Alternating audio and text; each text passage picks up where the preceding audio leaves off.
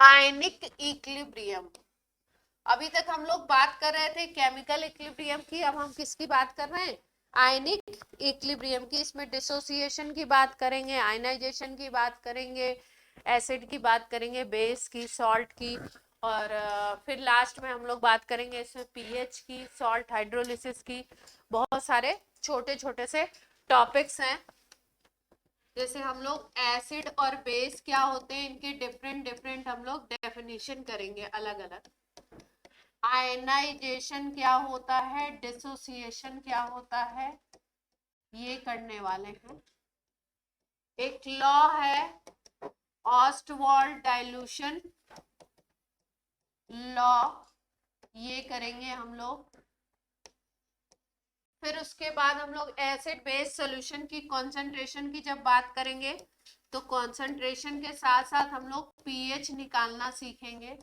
Acid का भी, acidic solution का भी, बेसिक सॉल्यूशन का भी, और सॉल्ट का भी पीएच निकालेंगे। फिर उसके बाद हम लोग बात करेंगे, एक टॉपिक है सॉल्ट हाइड्रोलिसिस, और लास्ट में थोड़ा बहुत इसमें हम लोग बात करेंगे आपका इंडिकेटर वगैरह पे। ठीक। आयनिक इक्विलिब्रियम में ये ओस्टवाल्ड डाइल्यूशन लॉ के साथ साथ हम लोग बात करेंगे, एक कांस्टेंट होता है के, एक होता है के बी।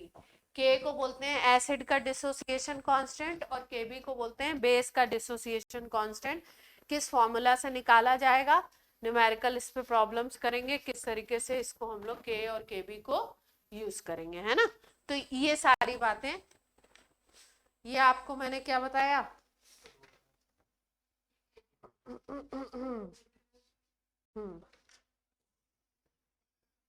प्राइम टॉपिक है चैप्टर का solubility product.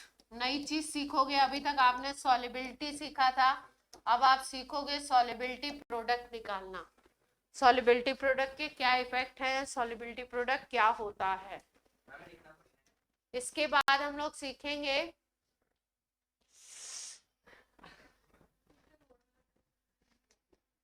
Common ion effect. Practical में इसका बहुत यूज होता है, इसमें प्रैक्टिकल में क्या यूज है, थ्योरी में आपके क्या यूज है कॉमन आयन इफेक्ट का, इसकी हम लोग बात करेंगे, है ना। लास्ट में ये टॉपिक्स हैं। तो शुरू करते हैं। सबसे पहले आयनिक इक्विलिब्रियम, मतलब बहुत लंबा चैप्टर है, नए नए टॉपिक पढ़ोगे आप इसमें। बफर सॉल्यूशन क्या होता है, किस तरीके से हम लोग इस बफर सॉल्यूशन का पीएच निकाल सकते हैं, डेली लाइफ में कौन कौन से बफर हम अपने आसपास देखते हैं, है ना। ये सारी चीजें हैं। अभी भी एक दो टॉपिक इसमें रह गए होंगे, तो आपको पता चल गया है 10 या 12 टॉपिक अगर हैं तो 7 से 8 लेक्चर आपके आराम से लगेंगे, उड़ाएंगे नहीं तो। ठीक। तो सबसे पहले बात करते हैं हम लोग, सब्सटेंस कितने तरीके का होता है उसमें बात करी जा रही है। एक को बोलते हो इलेक्ट्रोलाइट और दूसरे को बोलते हो non electrolyte. Electrolyte and non electrolyte substance की कैटेगरी हमने कैटेगराइज किया दो तरीके से, एक को बोला इलेक्ट्रोलाइट, दूसरे को बोला नॉन इलेक्ट्रोलाइट। अभी आएगा, सॉल्यूशन था, बफर सॉल्यूशन, और क्या बताना है, BUFFER buffer, buffer buffer buffer बोलते हैं कोई भी ऐसा सॉल्यूशन जिसमें हल्का सा एसिड या हल्का सा बेस डालो तो वो अपने पीएच को चेंज होने नहीं देता है, that is called buffer. Blood जो है हमारा वो क्या है, बफर है। बहुत सारी चीजें हमारे ब्लड में एसिडिक भी मिलती रहती है, बेसिक भी मिलती रहती है, लेकिन ब्लड का पीएच ऑलमोस्ट कांस्टेंट रहता है ना। हाँ, लेकिन अगर बहुत ज्यादा अमाउंट में मिला दोगे एसिड या बेस तो बॉडी में क्या हो जाती है, एसिडिटी और एसिडिटी की सिचुएशन आ जाती है ना, या बेस बहुत ज्यादा हो जाए।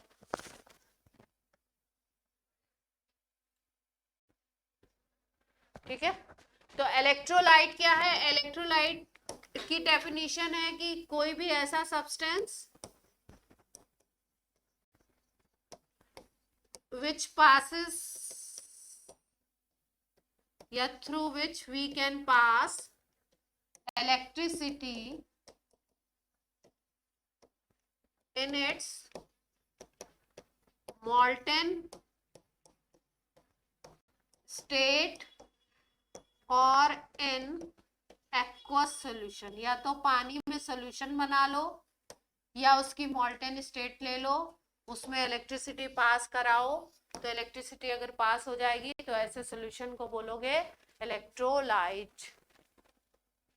एग्जाम्पल में अगर हम लोग देखें तो बहुत सारे एसिड्स और बेसिस होते हैं, जैसे NaOH ले लिया, KOH ले लिया, H2SO4, HCl, NaCl, इन सब में इलेक्ट्रिसिटी पास हो जाती है, तो ये इलेक्ट्रोलाइट होगा।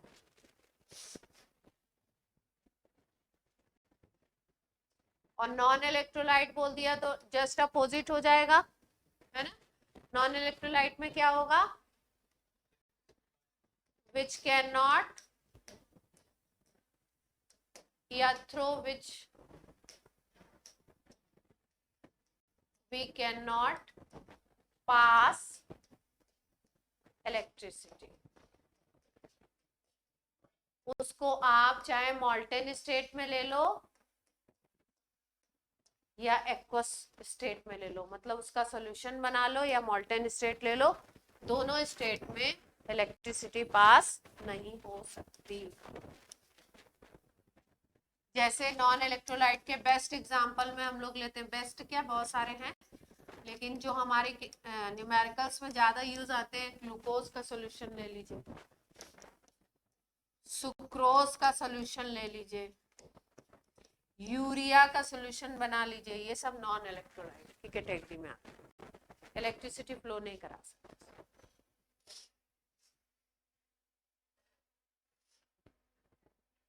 ठीक है, ये जो क्लासिफिकेशन था ये दिया था फेराडे, साइंटिस्ट का नाम क्या है, जरूरत नहीं है फिर भी जानना चाहिए, फेराडे।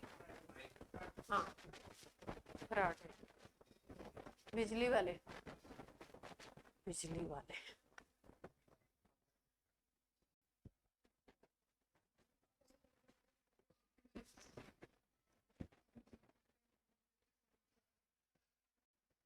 हो गया इलेक्ट्रोलाइट एंड नॉन इलेक्ट्रोलाइट। हाँ गार्गी, मोस्टली अभी ये जो कॉमनली यूज शुगर है तो ग्लूकोज, सुक्रोज, फ्रुक्टोज यही है, तो ये तो नॉन इलेक्ट्रोलाइट है।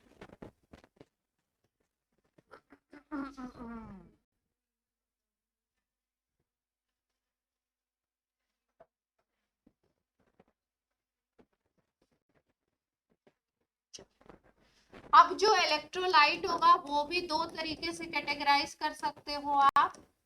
इलेक्ट्रोलाइट को भी कैसे कैटेगराइज कर सकते हो? दो तरीके हैं इसको, एक को बोल सकते हो स्ट्रॉन्ग इलेक्ट्रोलाइट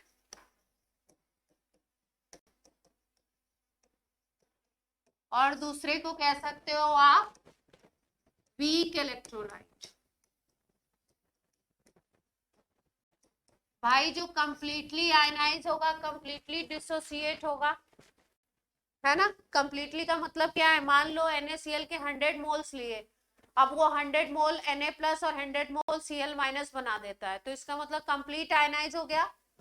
कोई भी मॉलिक्यूल उसका, कोई भी मोल ऐसा नहीं है जो डिसोसिएट नहीं हुआ, सारे के सारे डिसोसिएट हो गए। तो जो कंप्लीटली आयनाइज होते हैं या डिसोसिएट होते हैं या 90% तक आयनाइज होते हैं, उनको, जिनका डिग्री ऑफ डिसोसिएशन 90% तक होगा, उसको हम लोग क्या बोल देंगे? स्ट्रॉन्ग। या तो 100% या 90 to 100 ले लो, तो उसको स्ट्रॉन्ग की कैटेगरी में रख देंगे। बाकी जो कम आयनाइज होंगे उनको क्या बोलोगे? वीक इलेक्ट्रोलाइट, है ना। तो इसको लिख देंगे कंप्लीटली आयनाइज और dissociate into ions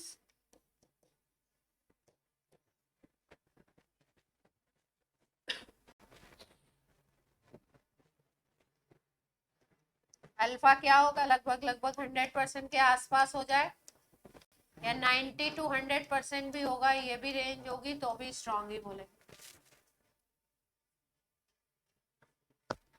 weak electrolyte जो कम डिसोसिएट होंगे,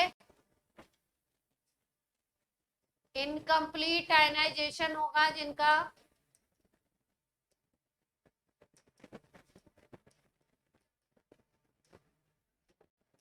इनकम्प्लीट आयनाइजेशन होगा जिनका, अल्फा क्या होगा, कोई कैटेगरी नहीं है, 50-60 को भी कहते हैं, अल्फा की वैल्यू छोटी होगी।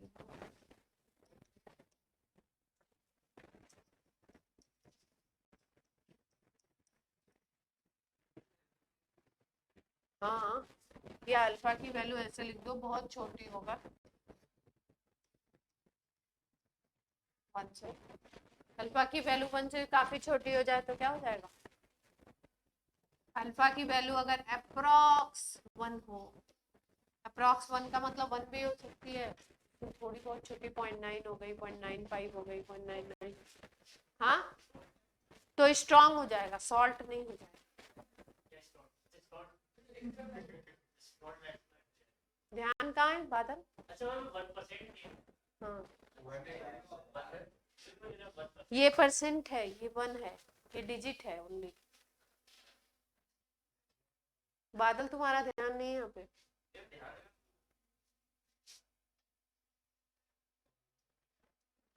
हीरो मत बनिए बिल्कुल आप, ध्यान आपका बारात में चला गया। आज बारात जाना है क्या कहीं? हैं बादल जी, बारात में जाना है क्या? ध्यान बारात में चला गया आपको, ठीक है चलो। मैं ध्यान से कुछ बात करने जाती, मैं पीछे मुड़ गई, बहुत बुरा होता है ऐसा, हमारे साथ भी होता था, कोई बात नहीं।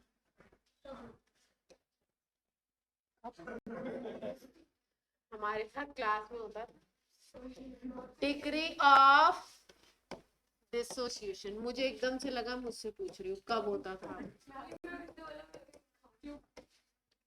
हम लोग भी स्कूल में होते थे ना, जब आंसर नहीं आता होता था तो हम यूं इधर उधर देखने लगते थे, सर जब पूछते थे हम इधर उधर देखते थे, सर फिर समझ जाते थे इसको ही नहीं आता, और या तो बड़े कॉन्फिडेंटली एकदम सीधे सर को ही देख रहे हैं, तो सर नहीं पूछते थे।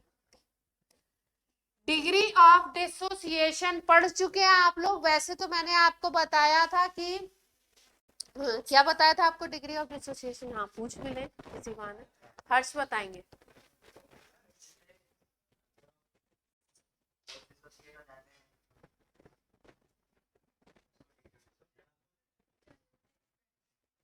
क्या क्या उसको चाहिए?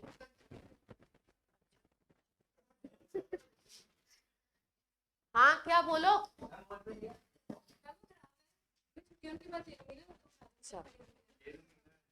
डिग्री ऑफ डिसोसिएशन, तौशीद तौशीद तौशीद, नहीं नहीं फिर से बोलो।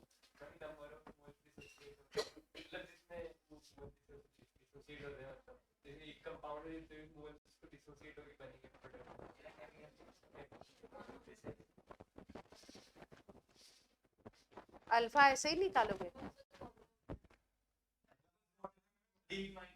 टोटल मोल्स का वो पार्ट जो डिसोसिएट होगा, है ना, टोटल मोल का वो पार्ट जो डिसोसिएट होगा, उसको हम लोग क्या बोलेंगे, डिग्री ऑफ डिसोसिएशन। जैसे मान लीजिए आपने 50 मोल लिए किसी सब्सटेंस के और डिसोसिएट हो रहा है 20 मोल, तो अल्फा क्या आएगा, 20/50, है ना, जितना डिसोसिएट हो रहा है divided by total, fraction, fraction कह सकते हैं ना, fraction of total moles dissociated is called degree of dissociation. एक लाइन में आंसर आना चाहिए. डिग्री ऑफ डिसोसिएशन का बड़ा काम है इस चैप्टर में.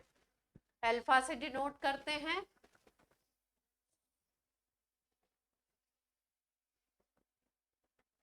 निकालते कैसे थे? Alpha is equal to dissociated moles divided by total moles. जितने इनिशियली आपने मोल्स लिए हैं डिसोसिएशन के पहले और आफ्टर डिसोसिएशन जितने मोल्स हैं डिवाइड कर देंगे तो क्या आ जाएगा?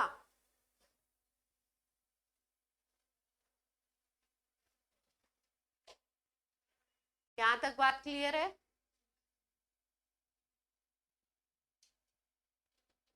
स्ट्रॉन्ग और वीक इलेक्ट्रोलाइट के एग्जाम्पल नहीं लिखवाए थे ना? लिखवाए थे. कुछ 2-4 एग्जाम्पल भी लिख लो जो अपने ज्यादा काम आएंगे, वो तो लिख ही लो. नहीं लिखवाए थे? कौन कह रहे लिखवाए?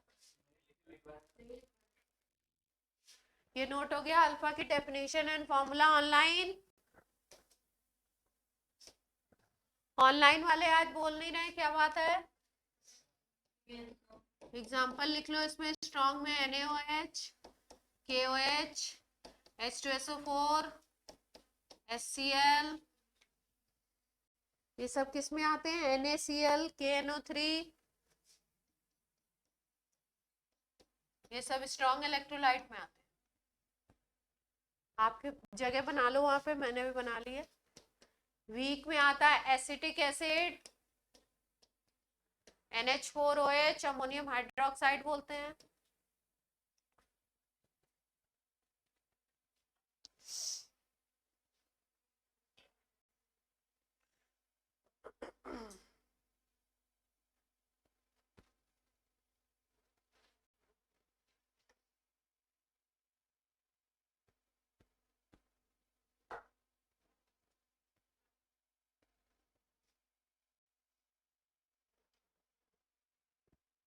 हो गया?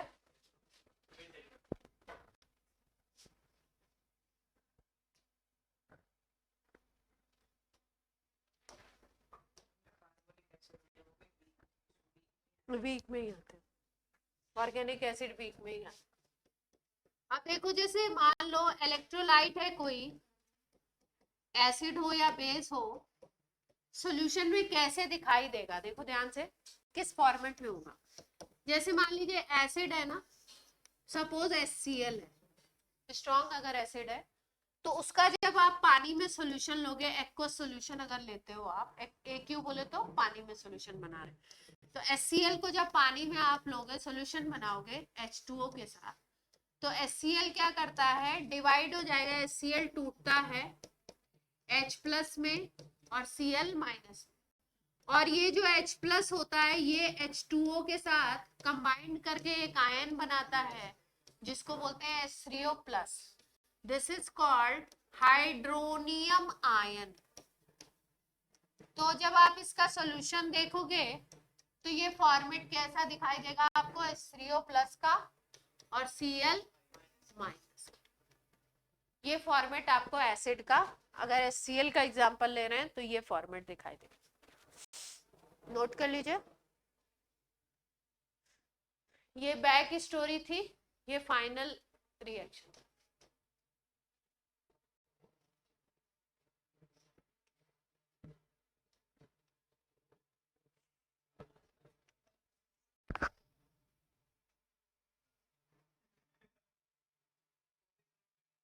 हाँ हाँ, अगर बेस का केस है, जैसे मान लीजिए आपने NaOH ले लिया एक्वस सॉल्यूशन, तो इसमें आपको दिखाई देगा Na प्लस एक्वस और OH माइनस एक्वस.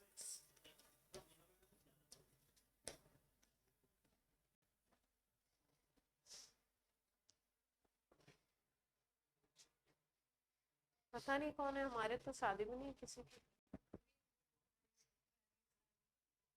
जिसने हमें नहीं बुलाया.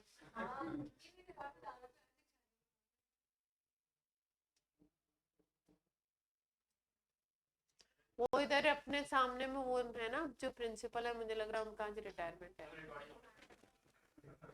हाँ हाँ, क्योंकि वो सेकंड उनकी पार्टी है, तो उसका मतलब है कि, और मंथ एंड में होता है रिटायरमेंट।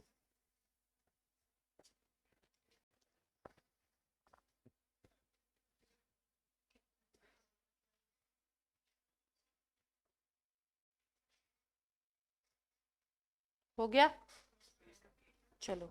अब ये तो फालतू बातें थी, हम मुद्दे की बात पे आते हैं, मतलब अपने चैप्टर के टॉपिक पे आते हैं। ये चीजें तो आपको पहले से भी थोड़ी थोड़ी मालूम ही होंगी,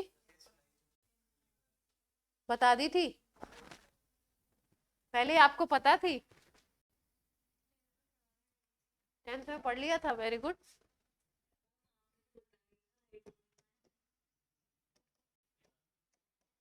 तो सारे बच्चे हमसे थोड़ी ना पढ़ेंगे। हाँ, तो और भी टीचर तो पढ़ाते ही होंगे, सही बात है, अकेले हमें थोड़ी। आयनाइजेशन एंड डिसोसिएशन,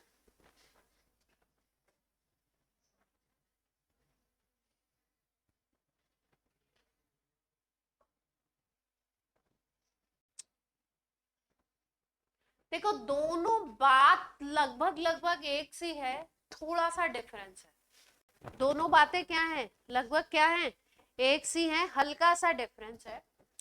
डिसोसिएशन का मतलब, लिखिएगा मत, पहले समझ लीजिए। डिसोसिएशन का मतलब है आप बात कर रहे हो किसी आयनिक कंपाउंड की, उस आयनिक कंपाउंड को आपने पानी में डिसॉल्व किया, या उस आयनिक कंपाउंड को आपने मॉल्टेन स्टेट में ले आए, मेल्ट कर दिया उसको, तो ये जो आयनिक कंपाउंड है ये अपने आयंस में डिसोसिएट हो गया, आयंस में ब्रेक हो गया। मतलब पहले से उसके अंदर आयंस थे, आपने केवल उसको वाटर में उसका सॉल्यूशन बनाया या उसको मेल्ट कर दिया, तो वो अपने आयंस में टूट गया। इस प्रोसेस को हम कहते हैं डिसोसिएशन। जैसे मान लीजिए कि NaOH है हमारे पास, ठीक है, इसमें हमने पानी डाला तो ये टूट गया Na+ में और OH- में। तो ये प्रोसेस है डिसोसिएशन, जिसमें कंपाउंड में पहले से आयंस एग्जिस्ट करते हैं, आपने उसमें वाटर डाला या उसको मेल्ट किया तो वो अपने आयंस में टूट गया, दैट इज कॉल्ड डिसोसिएशन। ठीक, अब आयनाइजेशन में क्या है, आयनाइजेशन में जो कंपाउंड है वो आपका होगा कोवेलेंट। किस तरीके का कंपाउंड है, कोवेलेंट। आयनिक की बात नहीं हो रही है, पहले से इसमें आयंस प्रेजेंट नहीं है। जैसे हम लोग HCl की बात करें तो HCl ओरिजिनली कोवेलेंट कंपाउंड है, पोलर कोवेलेंट है वो बात और है, पर वैसे है कैसा ये कंपाउंड, कोवेलेंट कंपाउंड है। अब इसको हमने अगर पानी में डिसॉल्व किया, तो इसको पानी में डिसॉल्व करने पे इसमें आयंस क्रिएट हुए, पहले से आयंस नहीं थे, है ना, तो आयंस क्रिएट जिसमें होंगे उसको हम क्या बोलेंगे, आयनाइजेशन। तो यहाँ पे क्या बन गया था अपना, H3O+ बन गया था और Cl- बन गया था। तो यहाँ पे क्या हुआ, आयंस क्रिएट हुए, पहले नहीं थे, कोवेलेंट कंपाउंड था। यहाँ पे आयन थे, केवल सेपरेशन हुआ उनका। तो जब ओनली सेपरेशन होता है तो उसको डिसोसिएशन बोलते हैं, और जब आपका कोवेलेंट कंपाउंड लेते हो तो उसको क्या कहते हो, आयनाइजेशन। बट क्वेश्चंस में ज्यादातर में कहीं डिसोसिएशन यूज, मतलब एक ही सब्सटेंस के लिए डिसोसिएशन भी यूज कर देते हैं, आयनाइजेशन भी यूज कर देते हैं। तो कंफ्यूज नहीं होना है कि HCl के लिए अगर कहीं डिसोसिएशन वर्ड यूज कर दिया तो आपको समझना ये है कि प्रोसेस यही हो रहा है ना। दोनों वर्ड थोड़े से डिफरेंट हैं, लेकिन कभी कभी क्वेश्चंस में इसके लिए आयनिक कंपाउंड के लिए आयनाइजेशन वर्ड भी यूज कर देगा क्वेश्चन में, और इनके लिए डिसोसिएशन भी यूज कर देगा, पर पर्टिकुलरली अगर पूछा जाए तो इसका मीनिंग ये है। ठीक है, तो लिख लीजिए, डेफिनेशन लिखने की जरूरत नहीं है, बात शायद समझ आ गई आपको, ऐसे लिख, हाँ, डायग्रामेटिकली ऐसे ही लिख लीजिए। आयनाइजेशन में आयन क्रिएट हो रहा है और डिसोसिएशन में भी आयन बन ही रहा है, लेकिन पहले से आयनिक कंपाउंड था।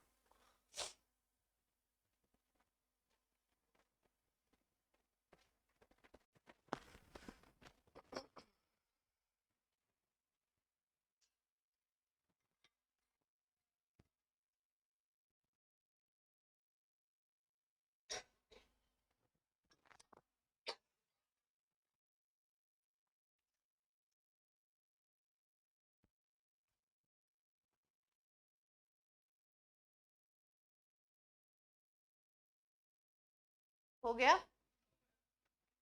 ऑनलाइन बच्चों नोट कर लिया अंशराज? yes. हो गया?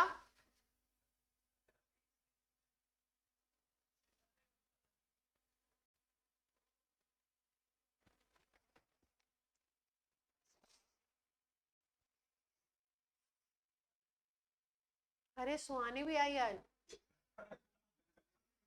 मैंने तो अभी देखा। ये वो किसका, पेंगुइन का साइन है?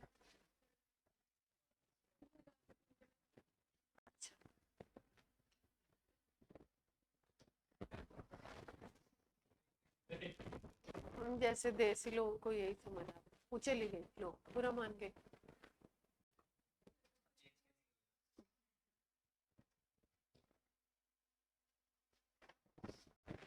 हो गया? जिनका नहीं हुआ अगल बगल वालों से लिखो। बहुत देर, एक एक स्लाइड में इतनी देर लगेगी? एक बात बताइए स्लाइड में, फास्ट करो थोड़ा, एक चैप्टर खत्म करना है ना।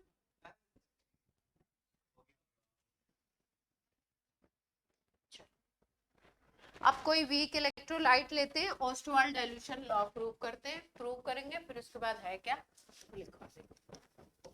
तो डेफिनेशन लास्ट में लिखेंगे। ऑस्टवाल्ड्स डाइल्यूशन लॉ, साइंटिस्ट का नाम है, हम नहीं दिया, इनके मम्मी पापा ने रखा है।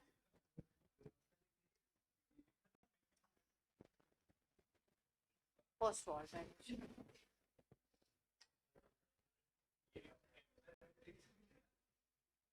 सबसे पहला पॉइंट लिखिए, applicable only for weak electrolyte. Weak electrolyte के लिए बात करेंगे, स्ट्रॉन्ग के लिए बात नहीं। अच्छा अप्लाई होगा। वीक इलेक्ट्रोलाइट आपका एसिड भी ले सकते हो, बेस भी ले सकते हो, कोई सॉल्ट भी ले सकते हो जिसका डिसोसिएशन कम हो रहा है ना। तो एग्जांपल लेते हैं, जैसे मान लीजिए हमने लिया वीक इलेक्ट्रोलाइट एसिटिक एसिड। क्या ले लिया हमने? Acetic acid. तो एसिटिक एसिड कैसे टूटेगा? देखिए CH3COH फॉर्मूला होता है, पानी डाला इसमें, ये बन गया H3O प्लस, और क्या बनेगा? CH3COO माइनस, एसीटेट आयन बोलते हैं इसको। ठीक है, सबका नाम आपको पता होना चाहिए, किसी रिएक्शन में आप क्या चीज यूज कर रहे हो। ये है एसिटिक एसिड, इसका पता ही है पानी। ये क्या है? हाइड्रोनियम आयन, और ये क्या बन गया? एसीटेट। ये रिएक्शन लिख लीजिए, फिर आगे बात।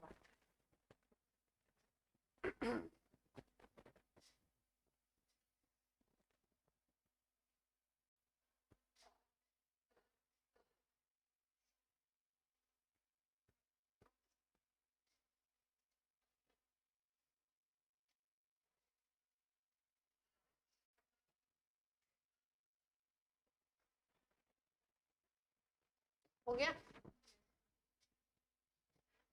अब मान लो इसके लिए, जैसे मान लो हमको केसी लिखना होता है ना, तो केसी हम कैसे लिखते हैं? HCO प्लस की कॉन्सेंट्रेशन मल्टीप्लाइड बाई एसीटेट की concentration divided by acetic acid की कॉन्सेंट्रेशन मल्टीप्लाइड बाई H2O की कॉन्सेंट्रेशन, यही तो करते है ना।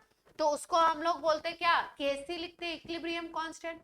यहाँ पे क्योंकि डिसोसिएशन हो रहा है, आयनाइजेशन हो रहा है, तो हम यहाँ पे इसको लिख देते हैं आयनाइजेशन कांस्टेंट के आई बोले तो क्या लिख सकते हैं इसको, आयनाइजेशन कांस्टेंट बोल सकते हैं, ठीक है। या इसको हम कह सकते हैं के भी लिख सकते हैं, डिसोसिएशन कांस्टेंट फॉर एसिड,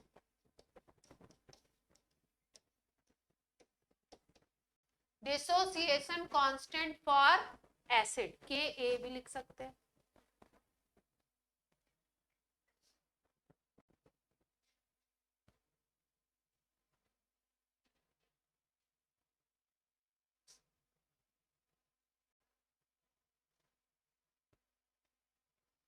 बहुत डिस्टर्ब किया।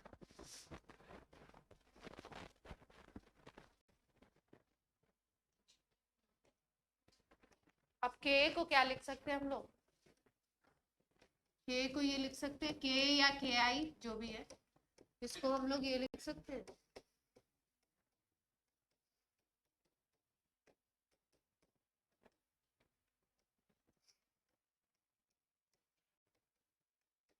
सब लोग एग्री कर रहे हैं इससे, ठीक। अगर बहुत डाइल्यूट सॉल्यूशन ले लो, डाइल्यूट सॉल्यूशन का मतलब होता है सॉल्यूशन बहुत पतला है, इसका मतलब सॉल्वेंट का अमाउंट बहुत ज्यादा है, सॉल्वेंट क्या है, बहुत ज्यादा अमाउंट में है सॉल्यूट के कंपैरिजन में, मतलब एसिटिक एसिड का अमाउंट बहुत कम है, पानी बहुत ज्यादा है। तो डिसोसिएशन के दौरान हम लोग देखते हैं कि वाटर, डिसोसिएशन के प्रोसेस में हम लोग देखते हैं कि वाटर की कॉन्सेंट्रेशन लगभग कांस्टेंट ही रहती है।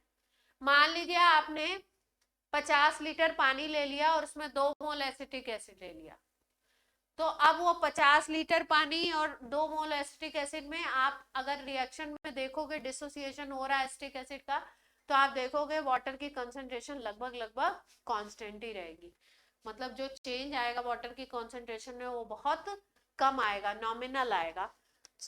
और ऐसा कब होता है, जब सॉल्यूशन बहुत ज्यादा डाइल्यूटेड हम ले लें, है ना।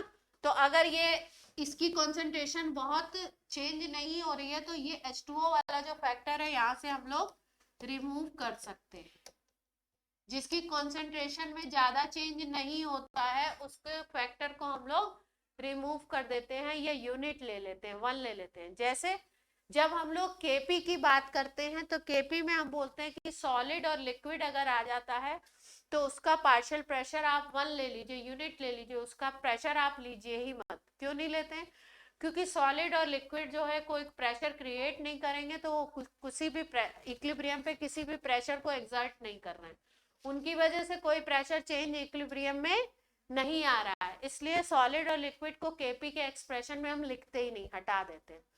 तो ऐसे ही H2O का कॉन्सेंट्रेशन, क्योंकि हम देख रहे हैं कि H2O बहुत ज्यादा अमाउंट में अगर हमने लिया है, डाइल्यूट सॉल्यूशन है, तो H2O का कॉन्सेंट्रेशन थ्रू आउट प्रोसेस लगभग कांस्टेंट रहेगा।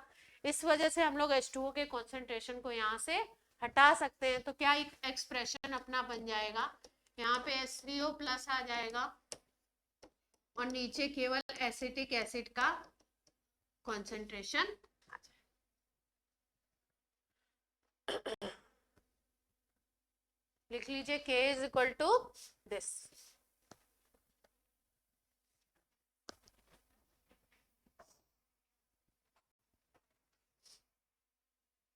ठीक है। अब देखो एक एक्सप्रेशन ये आ गया, अब आगे और बात करते हैं। जैसे मान लो एसिटिक एसिड आपका, ये एक्सप्रेशन इक्वेशन था आपका,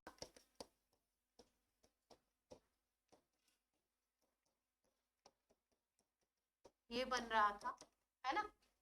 शुरू में मान लो इसकी कंसंट्रेशन हमने C ले ली, ये तो बहुत ज्यादा अमाउंट में तो इसको कंसीडर ही नहीं कर रहे हैं। इसकी कंसंट्रेशन मान लीजिए आपने कितनी ले ली, C, तो शुरुआत में ये तो 0 होगा जब डिसोसिएट नहीं हुआ है।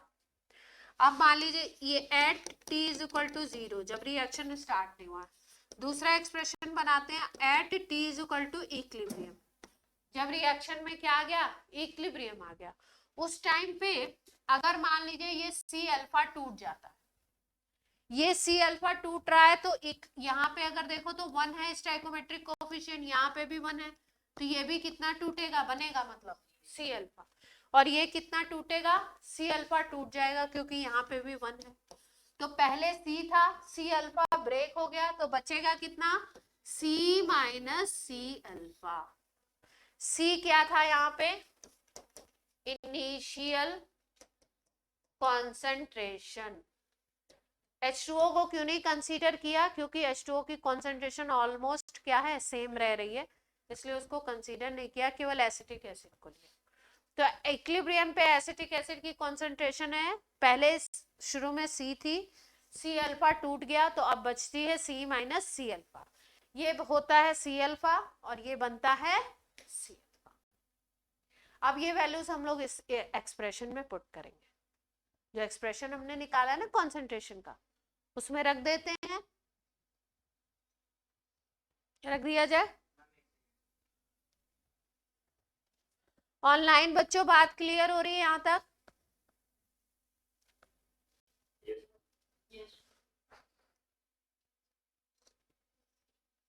क्योंकि ये बेसिक चीज है, हर जगह यूज होगी, एसिड में, बेस में, सॉल्ट में, तो इसलिए इसको धीरे धीरे बता रहे हैं ताकि आपको कोई भी स्टेप आपका ब्रेक ना हो।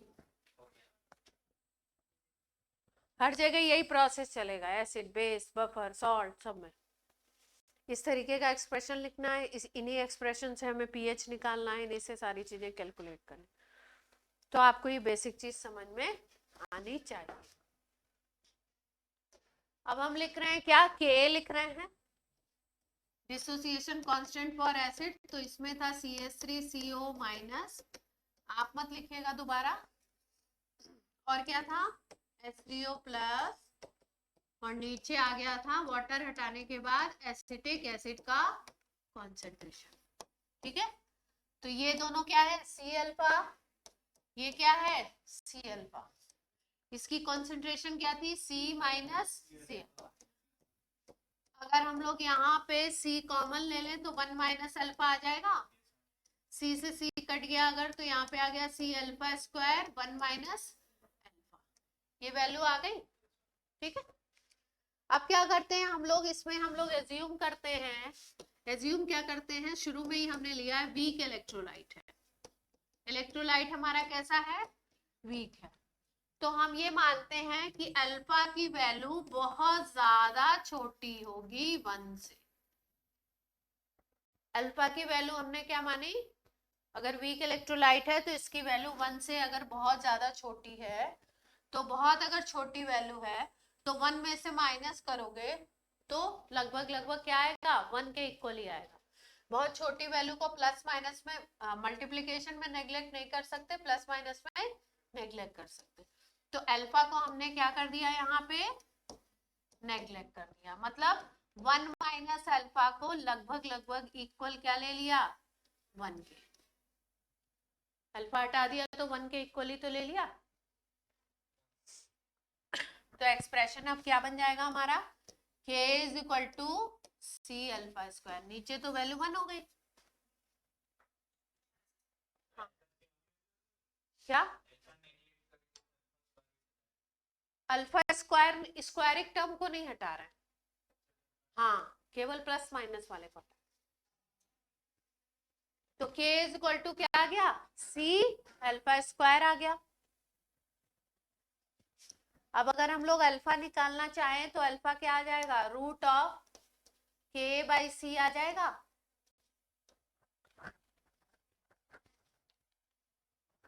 रूट ऑफ k बाई सी आ जाएगा। अल्फा का एक दूसरा एक्सप्रेशन ये भी लिख सकते हैं हम लोग, root of k into we,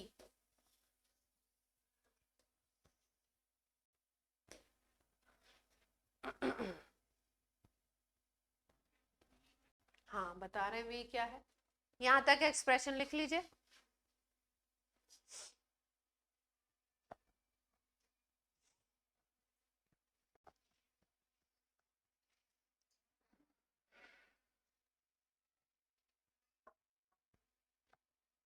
note हो जाए तो बोल दीजिए। किसके लिए आया एक्सप्रेशन? वीक इलेक्ट्रोलाइट के, क्योंकि वीक में ही हमने कंसीडर किया है कि ये 1 माइनस अल्फा को उड़ा दिया। अगर स्ट्रांग होगा तो क्या होगा? अगर इलेक्ट्रोलाइट स्ट्रांग है तो पूरी वैल्यू लेनी पड़ेगी, इसको हम लोग अल्फा को कंसीडर करना पड़ेगा। हाँ, जीरो कहाँ हो जाएगा? अल्फा की वैल्यू को कंसीडर करेंगे, नेग्लेक्ट नहीं। अब देखो हमारा आ गया expression, alpha is equal to root of K by C. C होता है आपका कॉन्सेंट्रेशन, वो भी कौन सी? मोलर कॉन्सेंट्रेशन, यानी कि क्या है ये? सी सॉल्यूशन की मोलरिटी। V जो हमने लिया है, V है वॉल्यूम ऑफ सॉल्यूशन, जो भी सॉल्यूशन है एसिटिक एसिड का, उसका volume in which 1 mole solute is dissolved.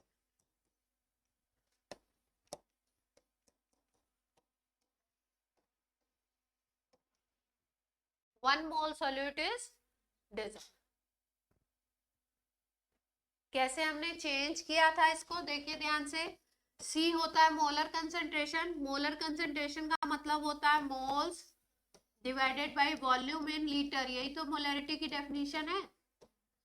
ठीक, अगर आपने मोल्स कितने कर दिए, हमने क्या कंडीशन बताई? जिसमें 1 मोल डिजोल्व हो। अगर आपने 1 मोल कर दिए, वॉल्यूम V ले लिया, तो C is equal to 1/V कर सकते हो। यही हमने किया है वहां पे, C की जगह पे क्या लिख दिया? 1/V। तो हमारा फॉर्मूला क्या बन गया? ये नया वाला फॉर्मूला आ गया।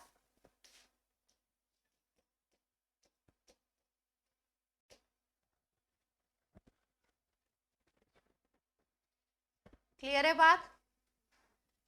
बोलो बच्चे। अब मान लीजिए कोई एसिड दिया हुआ है, सारे एसिड के लिए डिसोसिएशन कांस्टेंट डिफरेंट डिफरेंट होते हैं। जैसे एसिटिक एसिड है तो उसके लिए एक पर्टिकुलर फिक्स वैल्यू है। तो मान लीजिए K एक कांस्टेंट है ना, K एक कांस्टेंट है, तो हम इस एक्सप्रेशन को ऐसे भी लिख सकते हैं क्या? Alpha is directly proportional to root of C, ये प्रोपोर्शनलिटी है ना। और हम ऐसे भी लिख सकते हैं alpha is directly proportional to root of V, inversely proportional to root of C और directly proportional to root of V। Clear है बात ऑनलाइन?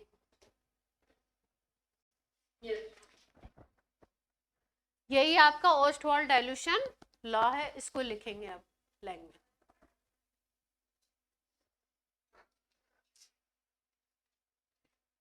बादल नोट कर लिया? पक्का?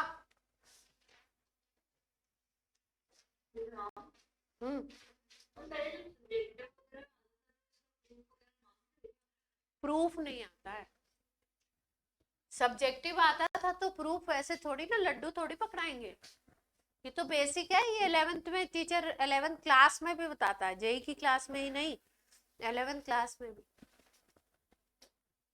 तो जब सब्जेक्टिव आता था तो एडवांस का ही पेपर होता था ना केवल, तो फिर इतने इजी प्रूफ थोड़ी पूछेंगे, इसको यूज करवा के 2-3 चीजें मिला के पूछेंगे, ऐसे नहीं आपको लड्डू पकड़ा दिया हाथ में, लो भैया खाओ। चलो डेफिनेशन लिख लो। For weak electrolyte, Ostwald dilution law की डेफिनेशन लिखिए। For weak electrolyte, for weak electrolyte, degree of ionization या dissociation भी बोल सकते हैं। For weak electrolyte, degree of ionization is inversely proportional to square root of molar concentration या concentration लिख दीजिए, बात एक ही है। And directly proportional to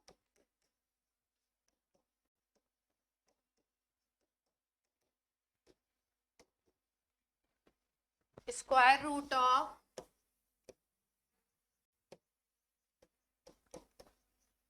volume of solution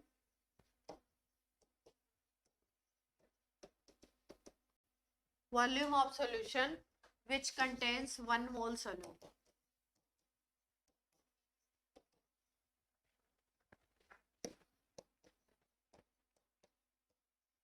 मैं साथ साथ में बोल रही हूँ क्योंकि मुझे पता है आपको राइटिंग समझ में ना आए।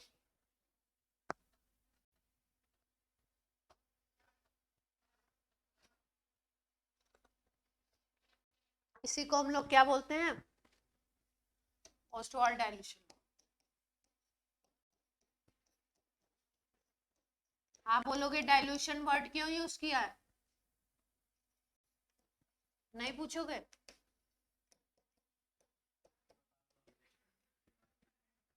आया नहीं था कि डाइल्यूशन वर्ड क्यों यूज किया? ओस्टवाल्ड तो साइंटिस्ट का नाम है, ठीक है ना?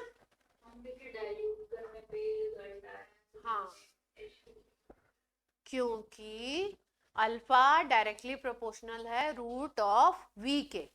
वी बढ़ाने का मतलब है वॉल्यूम बढ़ा रहे हो।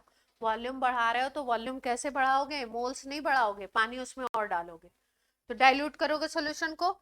इसका मतलब वी जैसे जैसे बढ़ेगा, डाइल्यूशन जैसे जैसे बढ़ेगा, वॉल्यूम बढ़ाने का मतलब पतला करना सॉल्यूशन। डाइल्यूशन जैसे जैसे करोगे वैसे वैसे डिग्री ऑफ डिसोसिएशन बढ़ेगा, है ना? इसीलिए इस लॉ को क्या बोला? Ostwald dilution law. ठीक है, डाइल्यूशन का मतलब वॉल्यूम से बात होती है। क्लियर है? अब इसी जगह पे अगर वीक बेस आ जाएगा तो के की जगह पे हम टर्म यूज करेंगे KB. KB is dissociation constant for base. कुछ खास बात नहीं है, एक्सप्रेशन पूरा वैसे ही बनेगा, है ना?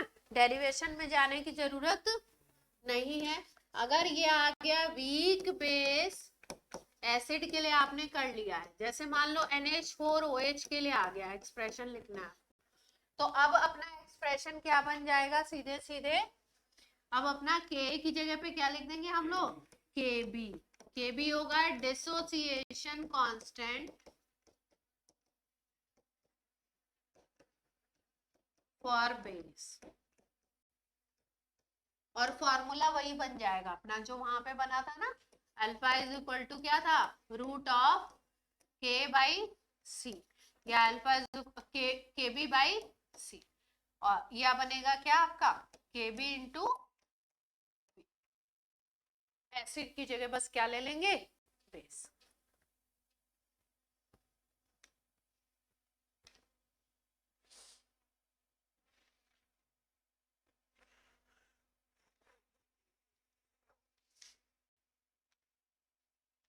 कोई दिक्कत हो तो बोलिए।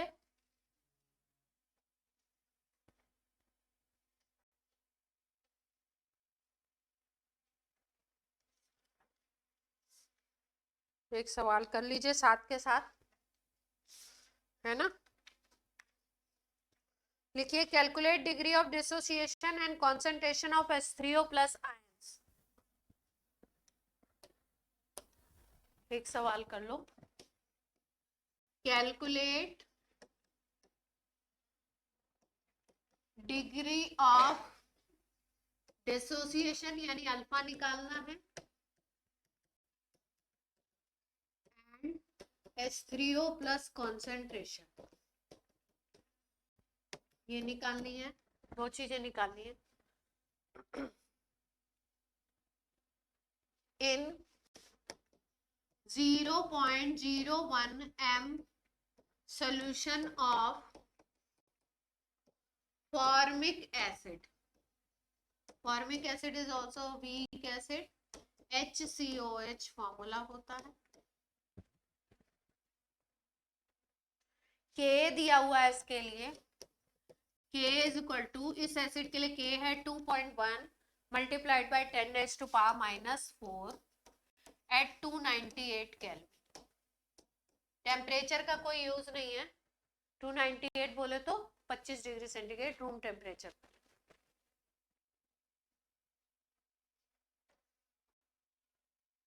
ठीक है।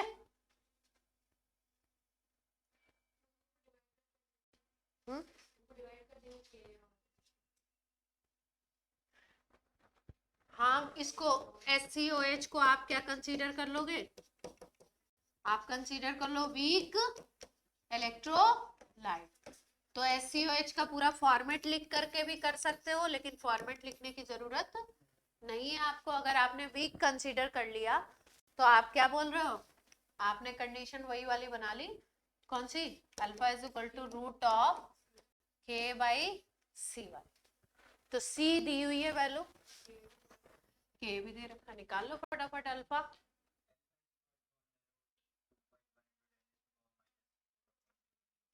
हाँ निकाल लो, सॉल्व कर लो।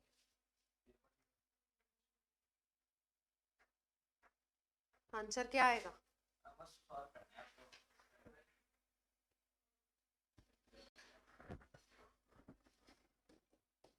कोशिश कीजिए।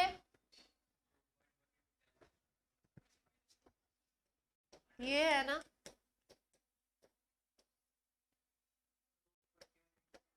हम नियरली 0.14 के इक्वल आएगा। 0.14 आएगा, कैसे पता? 2.12 ये तो इसको क्या किया हमने, इसको ले लिया -2 और इसको क्या ले लिया -1, नीचे वाले को इसको -1 ले लिया है ना, तो ये ऊपर चला जाएगा। रूट है ना, हाँ वो तुम्हारी मर्जी, हम अपने हिसाब से करेंगे ना। ये आ गया। अपने को क्या करना होता है न्यूमेरिकल में? फास्ट कैलकुलेशन करनी होती है, जिसको जिस तरीके से समझ में आता है वो सही होनी चाहिए, है ना। कई बच्चों को मल्टीप्लाई करना, वो करना, तो मतलब जो भी तरीका हो आपका, करेक्ट कैलकुलेशन होनी चाहिए। अब ये 2.1 का क्या करोगे? √2 ले लोगे, √2 ले लो। √2 आता है 1.414, √2 की वैल्यू पता होती है, तो अप्रॉक्स में अगर इसको √2 ले लें तो ये 1.414 होती है। अब आ जाएगा अपना 0.14 आ जाएगा, है ना, 0.14। ठीक है, यही वैल्यू इन्होंने बुक में भी दे रखी है अप्रॉक्स में। अब H3O+ की कॉन्सेंट्रेशन भी निकाल लो, क्या थी इक्विलिब्रियम पे? C अल्फा थी ना, C अल्फा निकाल लो क्या है। दो चीजें पूछी, H3O+ की कॉन्सेंट्रेशन भी पूछी है। हाँ तो निकाल लो, हम कहाँ कह रहे कुछ। भाई एक्सप्रेशन अपना यही बना था ना, पानी में डालने पे यही बना था। इसकी कॉन्सेंट्रेशन पूछी जा रही है, C था, ये 0 था, ये 0 था, ये C - C अल्फा था, ये C अल्फा था, ये C, ये पूछ रहे हैं H3O+ की। तो H3O+ की आ गई C अल्फा। C कितना था और अल्फा कितना निकाला था हमने, तो कितना आ गया? ठीक है।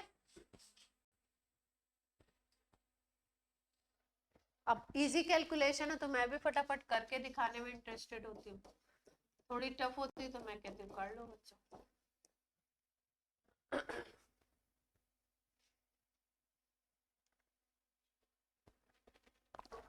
अब कर लेंगे, केवल यही आयनिक वाला जो पार्ट है ना, यही पार्ट जो है ये कैलकुलेशन में थोड़ा सा तंग करता है, क्योंकि अब इसमें आ जाएगा लॉग, एंटी लॉग, वो थोड़ा सा तंग करता है, बाकी ठीक है।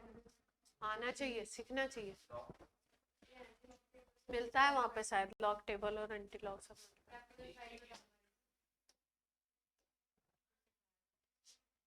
ठीक है, चले। चलो भाई, अब डिफरेंट डेफिनेशन करेंगे हम लोग।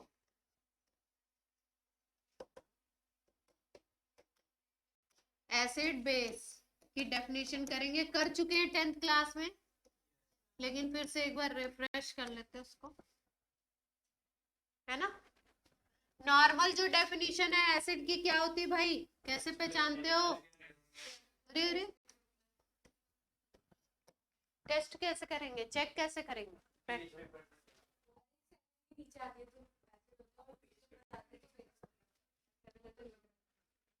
और पीएच पेपर नहीं हो तो लिटमस पेपर ले लेंगे। प्राइमरी टेस्ट यही सिखाया जाता है लैब में आपको, पहले क्या ले लो, लिटमस पेपर ले लो। अगर एसिड है तो ABR, एसिड अगर है तो ब्लू लिटमस को क्या कर देगा, रेड, है ना। और सबसे पहले, इससे भी पहले क्या सिखाया जाता था, टेस्ट करके देख लीजिए, है ना। वो डेंजरस मेथड था। और बेस के लिए क्या होता है, BRB, बेस क्या करेंगे, रेड को, रेड लिटमस को क्या कर देंगे, ब्लू, है ना। टेस्ट का जो कॉन्सेप्ट था वो क्या था, एसिड कैसे होते हैं,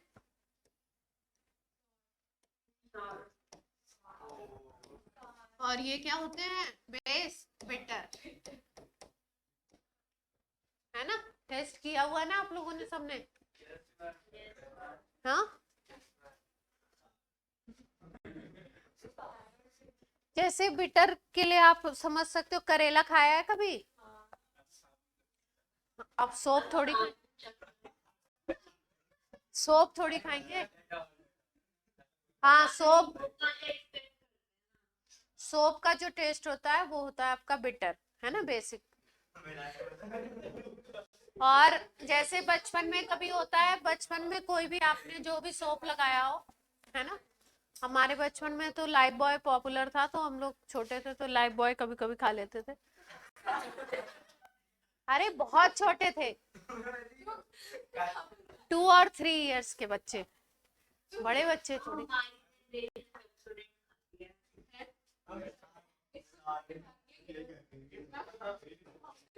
हाँ, पेप्सोडेंट भी खाते हैं बच्चे, इसमें क्या बात है ना। तो आपको एसिड का टेस्ट तो पता ही है सबको, नींबू सबने खाया होगा, साइट्रिक एसिड, आम खाया है सबने, इमली खाई है ना। इसमें सब में एसिड होता है। और बेस बिटर टेस्ट के लिए आपको करेला बता दिया मैंने, और क्या बता दिया आपको, हाँ, सोप बता दिया। ठीक है, अब चलो, अब मुद्दे की बात पे आ जाते हैं। आर्हीनियस ने क्या बोला था, एसिड क्या है और बेस क्या है। हाँ, आर्हीनियस ने क्या बोला था, और आर्हीनियस ने बोला एसिड बादल, acid are substances which gives H plus or H3O plus in their solution। अपने सॉल्यूशन में H प्लस या H3O प्लस देंगे, उनको क्या बोलोगे, एसिड। ठीक है, जैसे हम बात करें HCl का, पानी में डिसॉल्व किया तो क्या लिखा था अभी एक्सप्रेशन हमने, H3O plus plus Cl minus, hydronium ion देगा, या ये भी कह सकते हो प्रोटॉन देगा। H2SO4 ले लिया मान लीजिए आपने, तो क्या बन जाएगा,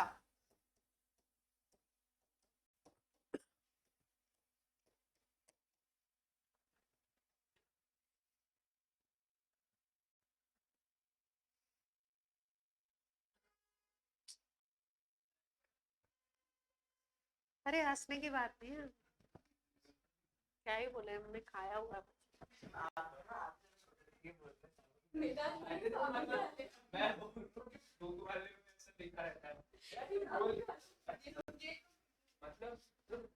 बुक में लिखा रहता है, वो कह रहा है कि अगर सोप बुक में लिखा होता है कि आप सोप को टेस्ट करोगे तो टेस्ट करोगे तो टेस्ट करोगे टेस्ट करोगे तो आपको पता, ठीक है।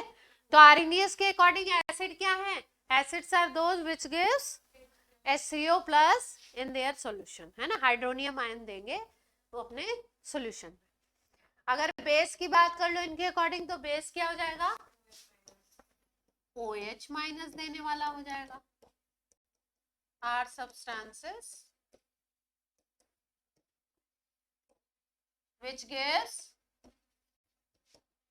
OH minus in their solution, पढ़ाई होगा आपने।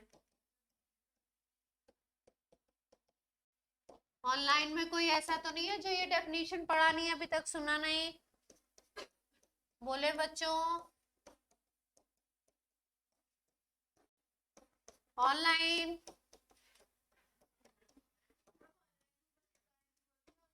ऑनलाइन क्या हुआ है बच्चों आज आपको, ऑनलाइन हेलो हेलो, क्या बात है।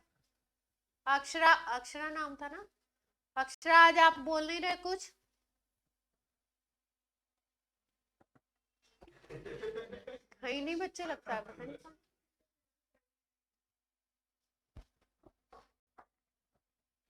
देवांशी,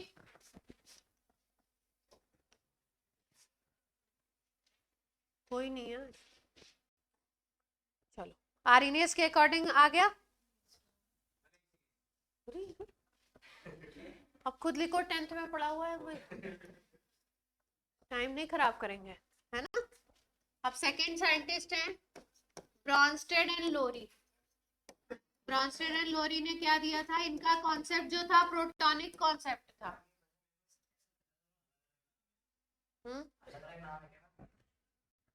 नहीं भाई, एक ही है, ब्रॉन्स्टेड एंड लोरी, हाँ एंड इसीलिए दो जने, हाँ देखो क्या दिया था इन्होंने, इनके कॉन्सेप्ट को क्या बोलते हैं, प्रोटॉनिक कॉन्सेप्ट। ये OH माइनस आयन की बात नहीं करते हैं, ये केवल H प्लस की बात करते हैं, H प्लस को प्रोटॉन बोलते हैं। प्रोटॉनिक कॉन्सेप्ट की बात करते हैं, केवल क्या बोलेंगे, एसिड जो है वो एसिड गिव्स H प्लस और बेस एक्सेप्ट H प्लस, है ना। एसिड जो होगा वो H प्लस देगा, बेस जो स्पीसीज होगी वो क्या करेगी, H प्लस गेन करेगी, है ना, रेसिपिएंट। ईयर देखना पड़ेगा, वैसे आरएनएस पहले आया। एग्जाम्पल देख लिया जाए, जैसे मान लो ये रिएक्शन है HCl, अभी तब से ये घटे हुए दर पे हम यही रिएक्शन लिख रहे हैं, अब कुछ और लिखेंगे, हाँ ना, बहुत बुरा हो रहा है, बस अब नहीं लिखेंगे। चलो HCl plus H2O gives H3O plus Cl minus. देख के हमको पता लग रहा है HCl से क्या हो गया, H प्लस जब बाहर निकलेगा तभी तो Cl माइनस बनेगा, यानी कि यहाँ से H प्लस क्या हो रहा है, रिमूव हो रहा है, बाहर निकल रहा है। जो H प्लस देता है वो क्या कहलाता है, एसिड। क्लियर है। H2O ने H प्लस को गेन किया तभी तो क्या बनाया, H3O प्लस बनाया, यानी H2O ने तो प्रोटॉन को गेन किया H प्लस को, तो ये क्या होगा, यहाँ पे H प्लस ऐड हुआ है, तो ये क्या बन जाएगा, कोई दिक्कत बोलो।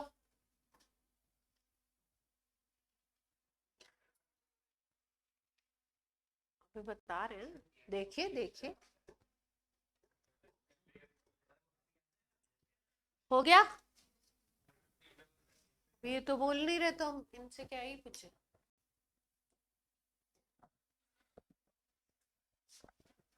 अब देखो क्लास, यहाँ पे देखिए NH3 प्लस H2O, मान लीजिए यहाँ पे बन जाता है NH2 माइनस और क्या बना दूं, H3O+1, है ना। एक रिएक्शन है जिसमें हम यहाँ पे NH3 और इसकी रिएक्शन H2O से कराते हैं, और यहाँ पे हम बना लें NH4+ और OH-। ठीक है, दो रिएक्शन है, ध्यान से देखो। देखिए सक्शन बोर्ड पे देखो, NH3 में से H+ निकल गया, NH3 में से H+ निकल गया तो NH2- बना। H+ इसमें से निकल रहा है, यानी कि ये H+ को डोनेट कर रहा है, यानी कि अमोनिया यहाँ पे कैसे काम कर रहा है, एसिड की तरह काम कर रहा है, प्रोटॉन डोनर की तरह काम कर रहा है। और वाटर ने क्या किया, वाटर ने ले लिया H+, इसने H+ अब गेन किया, तो ये कैसे काम कर रहा है। लेकिन नीचे वाले रिएक्शन में जस्ट अपोजिट हो रहा है। देखिए अगर हम लोग देखें NH3 में H+ जुड़ा है तब NH4+ बना है, NH3 में क्या जुड़ गया, H+ जुड़ गया, यानी कि ये क्या कर रहा है, अमोनिया प्रोटॉन को गेन कर रहा है। तो ये कैसे काम कर रहा है अमोनिया इस रिएक्शन में, बेस की तरह। और अगर वाटर को देखो तो वाटर में से क्या निकला है, H+ निकल गया, तो वाटर कैसे काम कर रहा है यहाँ पे, एसिड की तरह। दोनों रिएक्शन को अगर ध्यान से देखें तो पहले रिएक्शन में बेस की तरह पानी काम कर रहा है, और यहाँ पे कैसे काम कर रहा है, एसिड की तरह।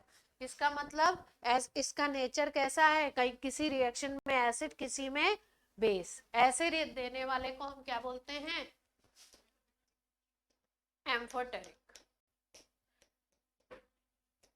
एम्फोटेरिक वो होते हैं जो, हाँ, कहीं पे बिहेव्स एज एसिड और बेस, कहीं पे एसिड की तरह काम करेंगे और कहीं पे बेस की तरह। तो एम्फोटेरिक का सबसे अच्छा एग्जांपल कौन है, पानी। जी अब ऐसे है कि जो नीचे वाली रिएक्शन है ज्यादा होती है ना, हाँ, मोस्ट पॉपुलर रिएक्शन है ये।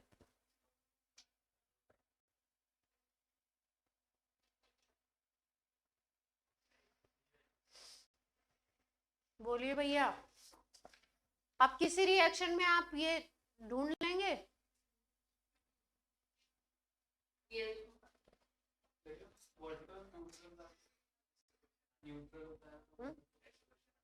हाँ क्यों नहीं आ सकते, रिएक्शन देख करके पूछ, हाँ क्यों नहीं आ सकते। अब इस पे सवाल थोड़ी आएगा, इस कॉन्सेप्ट पे कुछ बना सकते, हाँ न्यूट्रल होता है। तो एम्फोटेरिक बिहेव करेगा अगर एसिड की प्रेजेंस में डाल दो, उसमें एसिड डाल दो, बेस डाल दो, उसके साथ क्या मिक्स है उसके ऊपर डिपेंड करता है। यहाँ पे अमोनिया के साथ मिक्स है तो देखो कोई कंसंट्रेशन ऐसी होगी जिसमें ये अमोनिया के साथ पानी है तो H+ ले रहा है, और कोई हो सकता है अमोनिया की कोई कंसंट्रेशन ऐसी हो जिसमें ये क्या कर रहा है, H+ दे रहा है ना। तो सिचुएशन पे डिपेंड करता है। दोनों रिएक्शन अलग-अलग टेंपरेचर पे होते हैं। हाँ कंडीशंस अलग होंगी, एक ही कंडीशन में दोनों रिएक्शन नहीं कह सकते ना।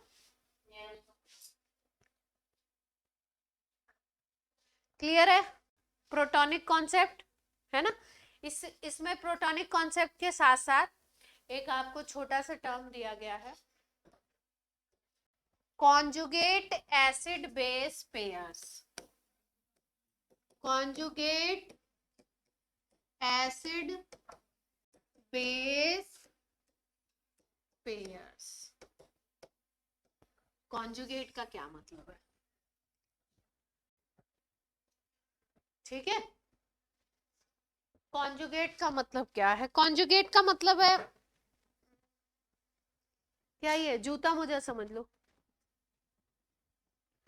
वैसे आप सॉक्स अकेले भी पहन सकते हैं, वैसे घर में सॉक्स पहन के घूम रहे हो तो कोई मतलब नहीं, लेकिन साथ में ही बोले जाते हैं ना, और साथ में ही पहने जाते हैं।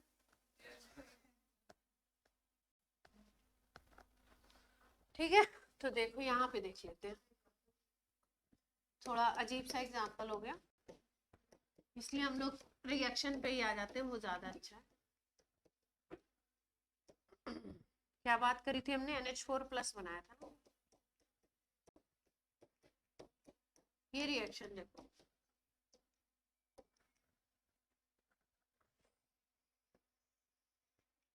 इसने H प्लस गेन किया था तो ये बना था बेस, है ना। इसने H प्लस दिया था, अपने अंदर से निकाला था, तो ये कैसे काम कर रहा था, ऐसे। अगर अपोजिट रिएक्शन को देखो, अगर रिएक्शन दोनों साइड चल रही है, अपोजिट रिएक्शन को अगर देखो, तो NH4 प्लस में से जब H प्लस निकालोगे तभी तो अमोनिया बनेगा। NH4 प्लस अगर H प्लस देगा अपने अंदर से तभी अमोनिया बनेगा। इसका मतलब अगर इधर से रिएक्शन देखो तो यहाँ पे ये एसिड की तरह काम कर रहा है, और इधर से रिएक्शन देखो तो OH माइनस में H प्लस जुड़ेगा तब H2O बनेगा। अपोजिट रिएक्शन देखें तो OH माइनस में H प्लस जुड़ेगा तब H2O बनेगा, यानी इस रिएक्शन में ये कैसे काम कर रहा है, बेस की तरह। अगर हम लोग इस रिएक्शन में इनको एसिड 1 बेस 1 और यहाँ पे हम इसको एसिड 2 और बेस 2 कह दें, एसिड 1 बेस 1 और एसिड 2 और बेस 2 कह दें, तो आप देख रहे हो कि इस एसिड और इस बेस, एसिड 1 और बेस 2, इन दोनों को हम बोलेंगे कॉन्जुगेट पेयर। NH4 प्लस और NH3 को हम बोलेंगे कॉन्जुगेट एसिड बेस पेयर्स। इसमें से NH4 प्लस एसिड बोला जाएगा और NH3 क्या बोला जाएगा, बेस। जो जिसका पेयर है, जिसमें जो इंटरचेंज हो रहा है, उसको हम क्या बोलेंगे, conjugate base acid base pairs. ठीक है, क्लियर है बात। तो अगर आपसे पूछा जाए कॉन्जुगेट एसिड बेस पेयर्स कौन से हैं इस रिएक्शन में, तो पहले आप बोलोगे एसिड का नाम H2O और फिर क्या लिखोगे, OH माइनस, तो H2O ऑब्लिक OH माइनस। ये क्या हो गए, एक एसिड बेस पेयर, ये एसिड ये बेस। दूसरे में देखो आपका क्या बन रहा है, दूसरा पेयर कौन सा है, सेकंड वाला। सेकंड वाले में NH4 एसिड है और बेस क्या है, अमोनिया।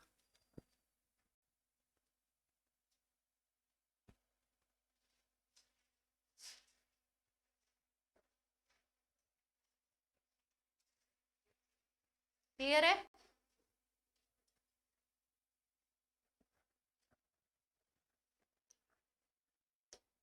अगर आपको कोई एसिड दिया हुआ है, उसका कॉन्जुगेट बेस बताना है, तो आपको ध्यान क्या रखना है,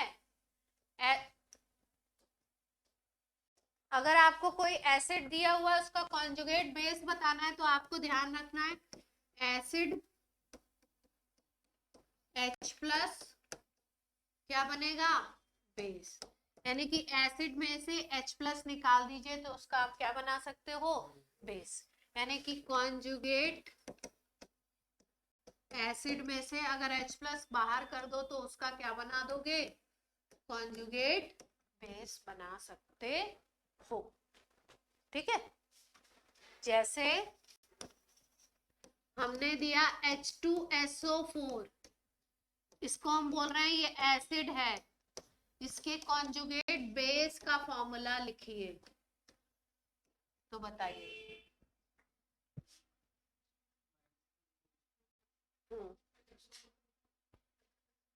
चार्ज का ध्यान रखिएगा, जब H प्लस इसमें से माइनस करोगे ना तो HSO4 माइनस। ठीक है, ये है कॉन्जुगेट एसिड, ये है इसका कॉन्जुगेट बेस, लिख लीजिए।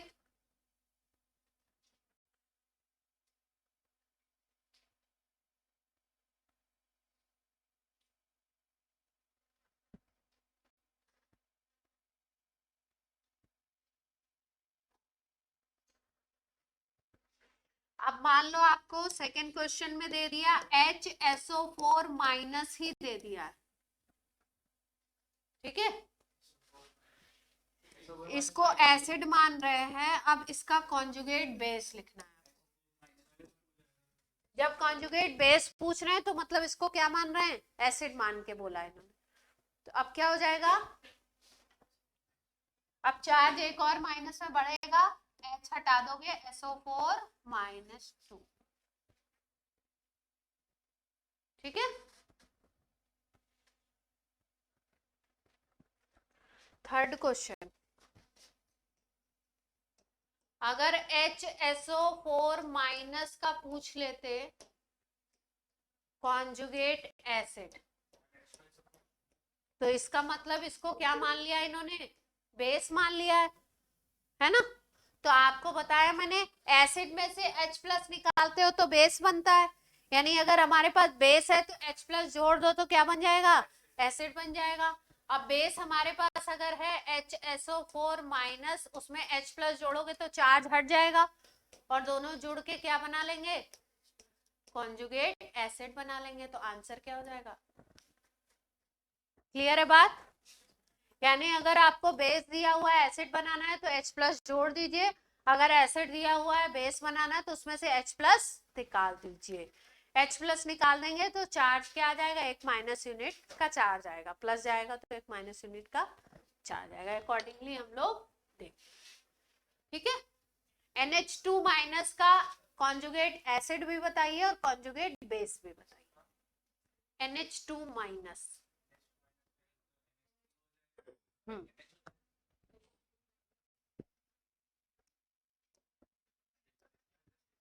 सवाल क्या है आपका, NH2- आपको दिया हुआ है, इसका आपको बताना है कॉन्जुगेट एसिड और कॉन्जुगेट बेस। एसिड बनाने के लिए आपको प्रोसेस पता है, H+ जोड़ना है। एसिड बनाने के लिए क्या करना है, H+ जोड़ दीजिए तो ये चार्ज खत्म हो जाएगा और NH3 बन जाएगा। क्लियर हो रही बात निकिता। और अगर आपको कॉन्जुगेट बेस बनाना है तो क्या निकालना है आपको, एक H+ निकालना है। एक H+ निकालोगे तो 1- का चार्ज और आएगा, एक हाइड्रोजन तो कम होगा ही होगा।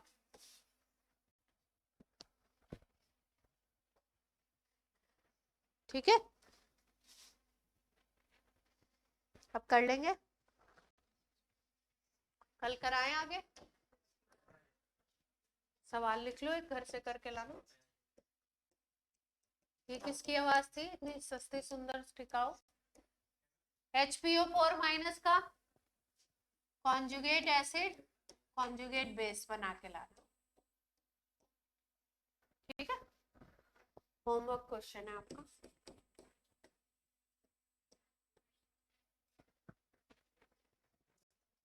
आज की क्लास आपकी क्या करें, अरे 41 हो रहा है, मैंने तो 51 सुना था। चलो ठीक है, आज की क्लास आपकी होती है off. Bye bye. Intro lecture था तो इतना बहुत है।